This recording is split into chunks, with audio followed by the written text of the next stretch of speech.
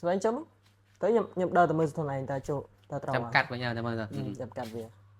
ប៉ុណ្ណេះបានណា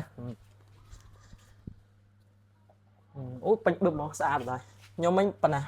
មិញឃើញពាក់កណ្ដាលគេវិជាងនេះ ប៉ុណ្ណេះល្មម មើលមើលតិចមើលខាត់មកបន្តិចមកឃើញនឹងអស់ បានតែខ្លាចសិស្សមើលនេះ បាន បានទេ បានណា បានតើ វាឃើញប៉ុណ្ណេះហ่าឃើញប៉ុណ្ណេះឃើញប៉ុណ្ណេះចុះក្រោម ហ្នឹងហើយ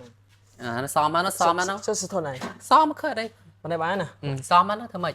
សមអីអានេះសមឬក៏យកមែន ឥឡូវសមទៅនេះសមទៅនិយាយមក ចុះញ៉ាំវិញទៅមួយបាននេះទៅ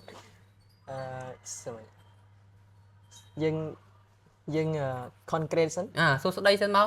សួស្ដីលោកគ្រូ បាទសួស្ដីលោកគ្រូ លោកគ្រូថ្ងៃនេះខ្ញុំមានលំហាត់ចំនួន3ប៉ុន្តែលំហាត់2នេះសម្រាប់ឲ្យលោកគ្រូធ្វើជាគំរូដល់សិស្សានុសិស្សហើយលំហាត់មួយទៀតសម្រាប់ពួកគាត់ធ្វើកិច្ចការផ្ទះអញ្ចឹង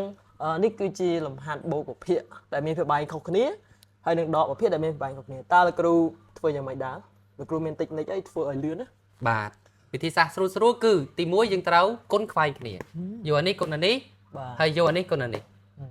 ហើយយើងដាក់ភាគ3រួមភាគ3រួម4 5ដល់20 បាទ បន្ទាប់មកយកចម្លើយនៃការគុណ5គុណ25នេះបូកជាមួយនឹង7គុណនឹង4ចេញចម្លើយ បាទ ស្រួល ទៅមើលសិន